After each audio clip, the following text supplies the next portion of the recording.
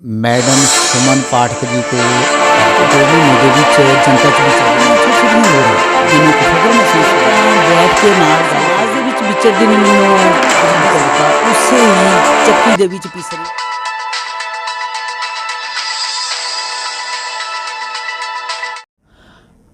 Bilga news online ਦੀ team ਅੱਜ ਨੂਰਮਹਿਲ ਵਿੱਚ ਪੁੱਜ ਚੁੱਕੀ ਆ। ਨੂਰਮਹਿਲ ਦੀਆਂ ਨਗਰ ਕੌਂਸਲ ਦੀਆਂ ਚੋਣਾਂ 14 ਫਰਵਰੀ ਨੂੰ ਹੋਣ ਜਾ ਰਹੀਆਂ ਆ।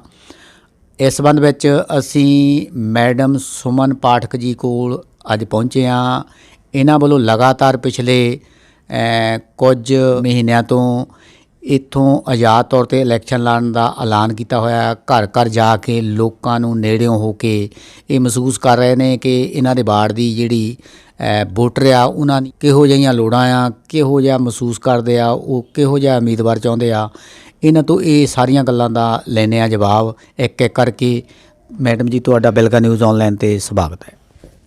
शुक्रिया रजिंदर जी, तुसी मेरे को दूसरी बार इंटरव्यू लैन आ रहे हो।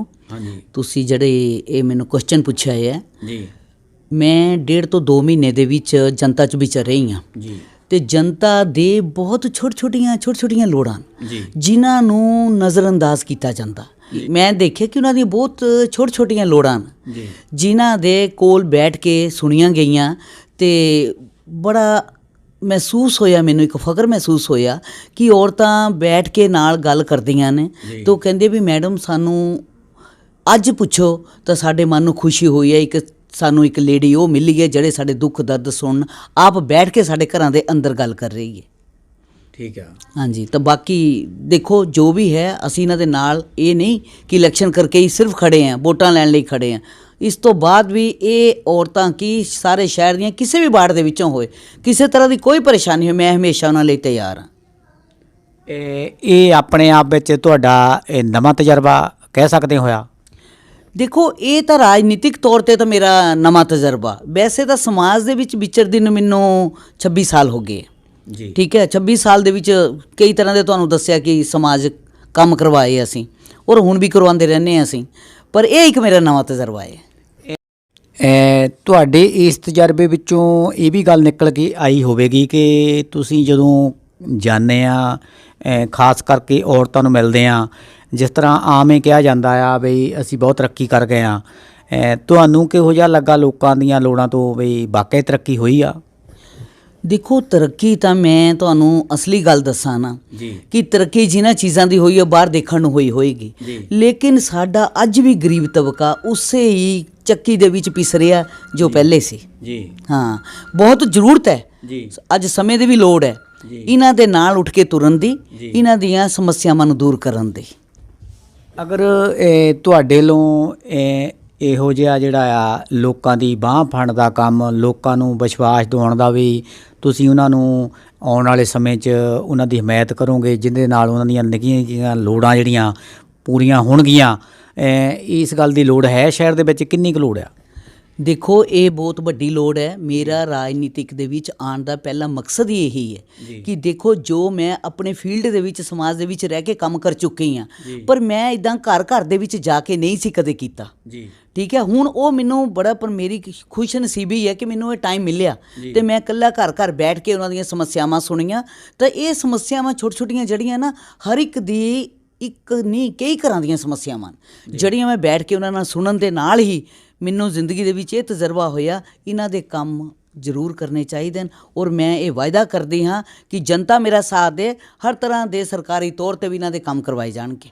ਠੀਕ ਹੈ। ਪ੍ਰਾਈਵੇਟ ਲਾਈਫ ਦੇ ਵਿੱਚ ਤਾਂ ਇਹਨਾਂ ਦੇ ਨਾਲ ਅਸੀਂ ਖੜ੍ਹੇ ਹਾਂ, ਲੇਕਿਨ ਸਰਕਾਰੀ ਤੌਰ 'ਤੇ ਵੀ ਜਿੱਥੇ ਇਹਨਾਂ ਨੂੰ ਕੋਈ ਜ਼ਰੂਰਤ ਹੋਏਗੀ ਆਪਾਂ ਇਹਨਾਂ ਦੇ ਨਾਲ ਖੜ੍ਹੇ ਹਾਂ। ਦੋਸਤੋ ਤੁਸੀਂ ਸੁਣਿਆ ਕਿ ਅਕਸਰ ਕੀ ਹੁੰਦਾ ਆ ਜਦੋਂ ਵੀ ਇਲੈਕਸ਼ਨਾਂ ਲੜੀਆਂ ਜਾਂਦੀਆਂ ਨੇ ਤੇ ਉਮੀਦਵਾਰ ਇੱਕ ਪੋਸਟ ਰਾਹੀਂ ਇੱਕੋ ਹੀ ਗੱਲ ਖਾਸ ਕਰਕੇ ਕਰਦੇ ਹੁੰਦੇ ਨੇ ਕਿ ਅਸੀਂ ਸ਼ਹਿਰ ਦਾ ਸਰਪੱਖੀ ਵਿਕਾਸ ਕਰਾਂਗੇ, ਜਦੋਂ ਕਿ ਮੈਡਮ ਉਹਨਾਂ ਨੇ ਦੇਖਿਆ ਕਿ ਘਰਾਂ ਦੇ ਵਿੱਚ ਜਾ ਕੇ ਤੁਸੀਂ ਘਰਾਂ ਦੀਆਂ ਲੋੜਾਂ ਮਹਿਸੂਸ ਕੀਤੀਆਂ ਵੀ ਜਿਹਦੇ ਵਿੱਚ ਤੁਸੀਂ ਹੋ ਸਕਦਾ ਪਾਣੀ ਦੀ ਵੀ ਸਮੱਸਿਆ ਆ ਜਾਂ ਹੋਰ ਨਿੱਕੀਆਂ ਸਮੱਸਿਆਵਾਂ ਹੋਣਗੀਆਂ ਜਿਨ੍ਹਾਂ ਨੂੰ ਅਕਸਰ ਹੀ ਜਿਹੜੇ ਆ ਇਹ ਲੀਡਰ ਜਿਹੜੇ ਇਗਨੋਰ ਕਰਦੇ ਆ।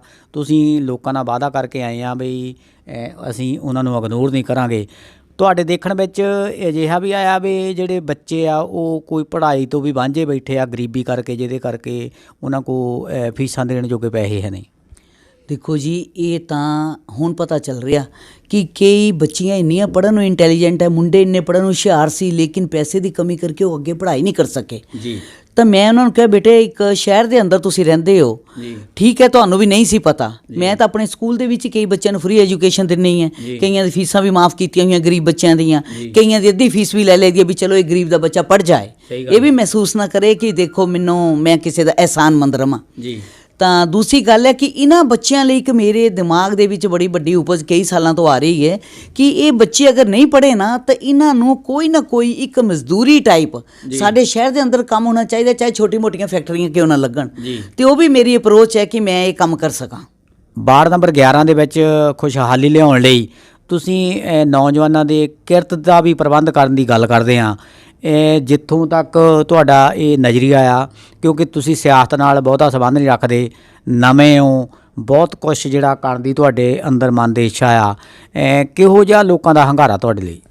ਮੈਂ ਸਿਆਸੀ ਤੌਰ 'ਤੇ ਕੋਈ ਇਸ ਤਰ੍ਹਾਂ ਦਾ ਵਾਅਦਾ ਨਹੀਂ ਕਰੀ ਕਿ ਸਰਕਾਰੀ ਤੌਰ 'ਤੇ ਇੱਥੇ ਫੈਕਟਰੀਆਂ ਲੱਗਣ ਜੀ, ਕਿਉਂਕਿ ਉਹ ਬਹੁਤ ਸਾਲ ਅਸੀਂ ਪਹਿਲੇ ਕੀਤੀ ਸੀ ਟਰਾਈ, ਉਹ ਨਹੀਂ ਕਾਮਯਾਬ ਹੋਏ ਜੀ।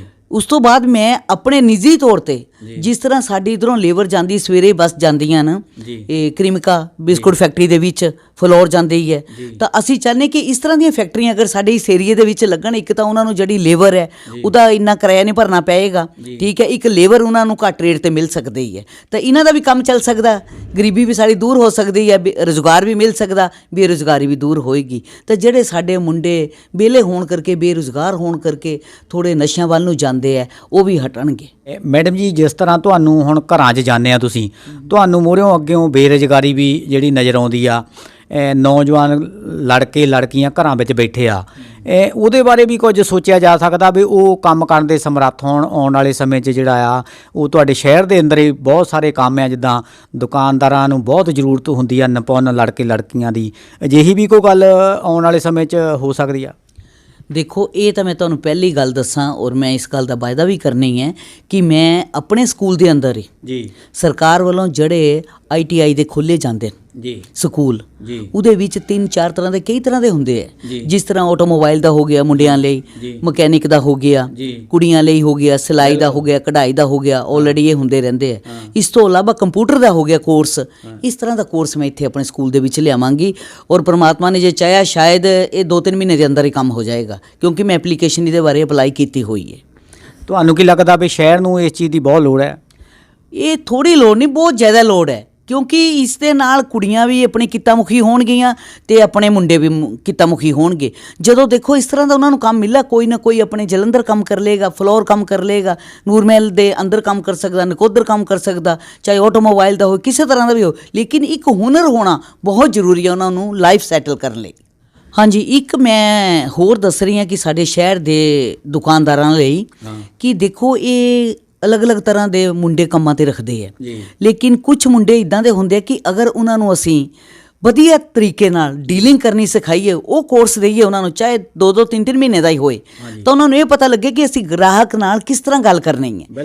ਤਾਂ ਇਹ ਵੀ ਅਸੀਂ ਉਹਨਾਂ ਮੁੰਡਿਆਂ ਨੂੰ ਦੇਖੋ ਇੱਕ ਪ੍ਰਿਪੇਅਰ ਕਰ ਸਕਨੇ ਹਾਂ, ਘੱਟ ਤੋਂ ਘੱਟ 2 ਔਰ 3 ਮਹੀਨੇ ਦੀ ਟ੍ਰੇਨਿੰਗ ਦੇ ਕੇ, ਤੇ ਆਪਣੇ ਕੋਲੋਂ ਹੀ, ਉਹਦੇ ਵਿੱਚ ਕੋਈ ਖਰਚ ਨਹੀਂ ਹੋਏਗਾ। ਤਾਂ ਉਹਨਾਂ ਨੂੰ ਇਹ ਦੱਸਣਾ ਵੀ ਤੁਸੀਂ ਕਿਸ ਤਰ੍ਹਾਂ ਗਾਹਕ ਨਾਲ ਗੱਲ ਕਰ ਸਕਦੇ ਹੋ, ਔਰ ਉਸ ਦੁਕਾਨਦਾਰ ਦਾ ਕਿਸ ਤਰ੍ਹਾਂ ਤੁਸੀਂ ਪ੍ਰੋਫਿਟ ਜ਼ਿਆਦਾ ਲਿਆ ਸਕਦੇ ਹੋ। ਇੱਕ ਵਧੀਆ ਜਦੋਂ ਡੀਲਿੰਗ ਹੁੰਦੀ ਹੈ ਨਾ, ਗੱਲਬਾਤ ਕਰਨ ਵਾਲਾ ਮੁੰਡਾ ਇੱਕ ਵਧੀਆ ਅੱਗੇ ਦੁਕਾਨ 'ਚ ਬੈਠਾ ਹੋਇਆ ਹੋਏ ਗੱਲ ਕਰਨ ਲਈ, ਤਾਂ ਉਹਦੇ ਨਾਲ ਬੜਾ ਪ੍ਰਭਾਵ ਪੈਂਦਾ ਕਸਟਮਰ 'ਤੇ। ਅਤੇ ਉਹ ਚੀਜ਼ਾਂ ਵੀ ਅਸੀਂ ਚਾਹੁੰਦੇ ਹਾਂ ਵੀ ਆਪਾਂ ਇੱਦਾਂ ਦੇ ਮੁੰਡੇ ਤਿਆਰ ਕਰੀਏ ਜਿਹੜੇ ਕਿ ਵਧੀਆ ਆਪਣੀ ਕਮਾਈ ਦਾ ਸੋਰਸ ਆਫ ਇਨਕਮ ਵੀ ਹੋ ਸਕਦੇ ਹੈ, ਔਰ ਵਧੀਆ ਡੀਲਰ ਵੀ ਬਣ ਸਕਦੇ। ਮੈਡਮ ਜੀ, ਜਿਸ ਤਰ੍ਹਾਂ ਤੁਸੀਂ ਲਗਾਤਾਰ ਵਾਰਡ ਦੇ ਵਿੱਚ ਜਾ ਰਹੇ ਹੋ, ਕੁਝ ਜੋ ਤੁਹਾਡੇ ਨਾਲ ਲਗਾਤਾਰ ਲੋਕ ਰੋਜ਼ ਜਿਹੜੇ ਮਿਲਦੇ ਆ, ਉਹਨਾਂ 'ਚੋਂ ਕੋਈ ਮਿਸਾਲ ਵੀ ਸੁਣਾਓਗੇ ਕਿ ਤੁਹਾਨੂੰ ਕਿਸ ਤਰ੍ਹਾਂ ਪੁਰਾਣੇ ਕੰਮਾਂ ਦੀ ਜਿਹੜੇ ਲੋਕ ਯਾਦ ਕਰਾਉਂਦੇ ਆ, ਜਿਹੜੀ ਲੋਕਾਂ ਲਈ ਤੁਸੀਂ ਕੁਝ ਸੇਵਾ ਕਰਦੇ ਰਹੇ ਹੋ? ਹਾਂਜੀ ਰਜਿੰਦਰ ਜੀ, ਇਹ ਦੇਖੋ ਕਹਿਣ ਨੂੰ ਤਾਂ ਇੱਕ ਬਹੁਤ ਛੋਟੀ ਜਿਹੀ ਗੱਲ ਹੈ, ਲੇਕਿਨ ਮੇਰੇ ਲਈ ਬਹੁਤ ਵੱਡੀ ਗੱਲ ਹੈ ਜੀ। ਬੜਾ ਮਾਣ ਮਹਿਸੂਸ ਹੋਇਆ ਕਿ ਕੁਝ ਸਾਲ ਪਹਿਲਾਂ ਨੂਰਮਹਿਲ ਦੇ ਵਿੱਚ ਵੀ ਸਿਲਾਈ ਸੈਂਟਰ ਮੈਂ ਖੋਲ੍ਹੇ ਸੀ ਜੀ। ਤਾਂ ਜਿਸ ਘਰ ਦੇ ਵਿੱਚ ਮੈਂ ਗਈ ਤਾਂ ਉਹ ਕਹਿੰਦੀ, ਮੈਡਮ ਜੀ ਦੇਖੋ ਮੇਰੇ ਕੋਲ ਅੱਜ ਕਿੰਨਾ ਕੰਮ ਪਿਆ ਹੋਇਆ। ਤੁਸੀਂ ਮੈਨੂੰ ਸਿਲਾਈ ਸਿਖਾਈ ਸੀ ਇੱਥੇ ਸੈਂਟਰ ਖੋਲ ਕੇ, ਤਾਂ ਅੱਜ ਦੇਖੋ ਮੈਂ ਇੰਨੇ ਮੇਰੇ ਕੋਲ ਸੂਟ ਸੀਣ ਲਈ ਆਏ ਆ, ਤਾਂ ਮੈਂ ਆਪਣੇ ਪੈਰਾਂ ਤੇ ਬੜੇ ਆਰਾਮ ਨਾਲ ਖੜੀ ਆ। ਮੈਨੂੰ ਬੜੀ ਖੁਸ਼ੀ ਹੁੰਦੀ ਹੈ ਕਿ ਮੈਂ ਆਪਣੀ ਜ਼ਿੰਦਗੀ 'ਚ ਆਪਣੇ ਬੱਚੇ ਰੋਜ਼ੀ ਰੋਟੀ ਸਾਰੀ ਕਮਾ ਕੇ ਦੇ ਰਹੀ ਹਾਂ। ਤਾਂ ਇਹ ਤੁਹਾਡੀ ਬਦੌਲਤ ਦੇਖੋ ਅੱਜ ਮੈਂ ਕਿੱਥੇ ਦੇ ਕਿੱਥੇ ਪਹੁੰਚ ਗਈ ਹਾਂ, ਆਪਣਾ ਘਰ ਬੜੇ ਚੰਗੇ ਤਰੀਕੇ ਨਾਲ ਚਲਾ ਰਹੀ ਹਾਂ। ਇਸ ਤੋਂ ਬਾਅਦ ਮੈਂ ਇੱਕ ਰਿਕਸ਼ਾ ਵਾਲੇ ਦੇ ਘਰ ਗਈ ਤੇ ਮੈਂ ਕਿਹਾ ਕਿਸ ਤਰ੍ਹਾਂ ਤੁਹਾਡਾ ਕਿੱਦਾਂ ਹਾਲ ਚਾਲ ਹੈ ਜੀ, ਵੋਟਾਂ ਆ ਗਈਆਂ ਹੁਣ ਜੀ। ਤਾਂ ਉਹ ਕਹਿੰਦੇ ਮੈਡਮ ਜੀ ਤੁਹਾਨੂੰ ਕਹਿਣ ਦੀ ਜ਼ਰੂਰਤ ਨਹੀਂ, ਮੈਂ ਤਾਂ ਖੁਦ ਲੋਕਾਂ ਨੂੰ ਕਹਿ ਰਹੀ ਹਾਂ ਕਿ ਦੇਖੋ ਮੈਡਮ ਨੇ ਸਾਨੂੰ ਸਿਲਾਈ ਸਿਖਾਈ ਹੋਈ ਹੈ, ਸਿਲਾਈ ਸੈਂਟਰ ਖੋਲ੍ਹਿਆ ਸੀ, ਅਸੀਂ ਇਹਨਾਂ ਕੋਲੋਂ ਫ੍ਰੀ ਸਿਲਾਈ ਸਿੱਖੀ ਹੈ। ਤਾਂ ਕਹਿੰਦੀ ਮੈਂ ਆਪਣੇ ਪਰਿਵਾਰ ਦੇ ਆਪਣੇ ਸਾਰਿਆਂ ਦੇ ਕੱਪੜੇ ਆਪ ਸੀਨੀ ਹੈ, ਭਾਵੇਂ ਮੈਂ ਬਾਹਰ ਬਾਜ਼ਾਰ ਦਾ ਕੱਪੜਾ ਨਹੀਂ ਲੈਂਦੀ ਪਰ ਮੈਂ ਆਪਣੇ ਆਪ ਸੀਨੀ ਹੈ। ਮੈਂ ਕਹਿੰਦੇ ਹੁੰਦੇ ਵੀ ਸੈਲਫ ਡਿਪੈਂਡੈਂਟ ਆ। ਮੈਨੂੰ ਇੰਨੀ ਖੁਸ਼ੀ ਹੈ ਕਿ ਮੈਂ ਆਪਣੇ ਪੈਰਾਂ ਤੇ ਖੜੀ ਹਾਂ ਔਰ ਮੇਰੇ ਅੰਦਰ ਇੱਕ ਹੁਨਰ ਹੈ। ਤਾਂ ਮੈਡਮ ਜੀ ਅਸੀਂ ਤਾਂ ਤੁਹਾਡਾ ਉਹੀ ਕੀਤਾ ਨਹੀਂ ਭੁਲਾ ਸਕਦੇ, ਤਾਂ ਕਿਉਂ ਨਹੀਂ, ਅਸੀਂ ਤਾਂ ਤੁਹਾਡੇ ਨਾਲ ਖੜੇ ਹਾਂ ਹਰ ਵੇਲੇ। ਸੋ ਇਹ ਮੇਰੇ ਇੱਕ ਦਿਲ ਨੂੰ ਛੂਹਣ ਵਾਲੀ ਗੱਲ ਸੀ। ਤਾਂ ਮੈਨੂੰ ਬੜਾ ਮਹਿਸੂਸ ਹੋਇਆ ਕਿ ਦੇਖੋ ਜੇ ਮੈਂ ਪੁਰਾਣੇ ਕੰਮ ਕੀਤੇ ਸੀ, ਮੈਂ ਕੋਈ ਇਸ ਵਾਰਡ ਲਈ ਸਪੈਸ਼ਲ ਨਹੀਂ ਸੀ ਕੀਤੇ ਕਿ ਮੈਂ ਇਸ ਵਾਰਡ 'ਚ ਖੜੀ ਹੋਣਾ। 10-15 ਸਾਲ ਪਹਿਲੇ ਦੀਆਂ ਗੱਲਾਂ ਹੈ। ਤਾਂ ਇਸ ਤਰ੍ਹਾਂ ਦੇ ਸੈਂਟਰ ਜਿਸ ਤਰ੍ਹਾਂ ਮੈਂ ਕਈ ਪਿੰਡਾਂ ਵਿੱਚ ਵੀ ਖੋਲ੍ਹੇ ਆ, ਸ਼ਹਿਰ ਦੇ ਅੰਦਰ ਵੀ ਖੋਲ੍ਹੇ ਆ, ਹੁਣ ਫਿਰ ਵੀ ਆਉਣ ਵਾਲੇ ਟਾਈਮ ਦੇ ਵਿੱਚ ਅਪ੍ਰੈਲ 'ਚ ਮੈਂ ਨਵਾਂ ਸੈਂਟਰ ਫਿਰ ਸਿਲਾਈ ਸੈਂਟਰ ਖੋਲ੍ਹ ਰਹੀ ਹਾਂ, ਬਿਊਟੀ ਪਾਰਲਰ ਸੈਂਟਰ ਖੋਲ੍ਹ ਰਹੀ ਹਾਂ ਕਿ ਜਿਹੜੀਆਂ ਸਾਡੀਆਂ ਬੇਟੀਆਂ ਪੜ੍ਹਾਈ ਛੱਡ ਕੇ ਬੈਠੀਆਂ ਹੋਈਆਂ ਉਹ ਕਿੱਤਾ ਮੁਖੀ ਬਣਾਉਣੀਆਂ ਤਾਂ ਕਿ ਜ਼ਿੰਦਗੀ ਦੇ ਵਿੱਚ ਆਪਣੇ ਪੈਰਾਂ 'ਤੇ ਖੜੀਆਂ ਹੋ ਸਕਣ। ਕਹਿ ਸਕਦੇ ਹਾਂ ਵੀ ਤੁਹਾਡਾ ਪਹਿਲਾ ਕੰਮ ਵੀ ਅੱਜ ਤੱਕ ਬੋਲਦਾ। ਹਾਂ ਬਿਲਕੁਲ ਸਹੀ ਗੱਲ ਹੈ ਕਿ ਉਹ ਕੰਮ ਉਹਨਾਂ ਦੇ ਮੂੰਹੋਂ ਬੋਲੇ। ਮੈਨੂੰ ਤਾਂ ਸਭ ਕੁਝ ਭੁੱਲ ਚੁੱਕਿਆ ਸੀ ਲੇਕਿਨ ਉਹਨਾਂ ਨੇ ਮੈਨੂੰ ਯਾਦ ਕਰਾਤਾ ਕਿ ਮੈਡਮ ਜੀ ਤੁਸੀਂ ਇਹ ਕਰ ਦਿਓ, ਔਰ ਮੇਰੇ ਅੰਦਰ ਫਿਰ ਇੱਕ ਨਵੀਂ ਭਾਵਨਾ ਜਾਗੀ ਕਿ ਮੈਂ ਫਿਰ ਇਸ ਤਰ੍ਹਾਂ ਦੇ ਸੈਂਟਰ ਖੋਲ੍ਹਾਂ ਕਿ ਜਿਸ ਦੇ ਨਾਲ ਬਾਕੀ ਵੀ ਬਚੀਆਂ ਹੋਈਆਂ ਬੱਚੀਆਂ ਜਿਹੜੀਆਂ ਨਹੀਂ ਕੰਮ ਕੁਝ ਕਰ ਰਹੀਆਂ, ਪੜ੍ਹਾਈ ਛੱਡ ਕੇ ਬੈਠੀਆਂ ਹੋਈਆਂ ਜਾਂ ਸਾਡੀਆਂ ਨੂੰਹਾਂ ਹੈ, ਉਹ ਵਿਚਾਰੀਆਂ ਨੂੰ ਫਿਰ ਆਪਾਂ ਕਿੱਤਾ ਮੁਖੀ ਬਣਾਈਏ। ਦੋਸਤੋ ਤੁਸੀਂ ਸੁਣਿਆ ਕਿ ਕਿਸ ਤਰ੍ਹਾਂ ਮੈਡਮ ਹੋਣੀ ਜਿਹੜਾ ਆ ਸਮਾਜ ਸੇਵਕ ਹੋਣ ਕਰਕੇ ਜੋ ਸ਼ਹਿਰ ਲਈ ਕੁਝ ਕੰਮ ਕੀਤਾ ਉਹ ਅੱਜ ਵੀ ਕੰਮ ਬੋਲਦਾ ਆ। ਅਗਰ ਸਾਡੇ ਜਿਹੜੇ 13 ਦੇ 13 ਉਮੀਦਵਾਰ ਮੈਡਮ ਵਾਂਗੂ ਸਮਾਜ ਸੇਵਕ ਹੋਣ, ਲੋਕਾਂ ਲਈ ਦਰਦ ਰੱਖਦੇ ਹੋਣ ਤਾਂ ਸ਼ਹਿਰ ਦੀ ਜਿਹੜੀ ਨੁਹਾਰ ਬਦਲ ਸਕਦੀ ਹੈ। ਇਹਨਾਂ ਨੇ ਧਾਰਿਆ ਹੋਇਆ ਹੈ ਕਿ ਇਸ ਇਲੈਕਸ਼ਨ ਦੌਰਾਨ ਇਸ ਸੇਵਾ ਨੂੰ ਹੋਰ ਵਧਾਉਣ ਲਈ ਇੱਥੋਂ ਵਾਰਡ ਨੰਬਰ 11 ਤੋਂ ਜਿੱਤ ਕੇ ਜਿਹੜੀ ਲੋਕਾਂ ਦੀ ਹੋਰ ਜਿਹੜੀ ਸੇਵਾ ਸਰਕਾਰ ਦੁਆਰਾ ਹੋਰ ਕਰਵਾ ਸਕਦੇ ਆ।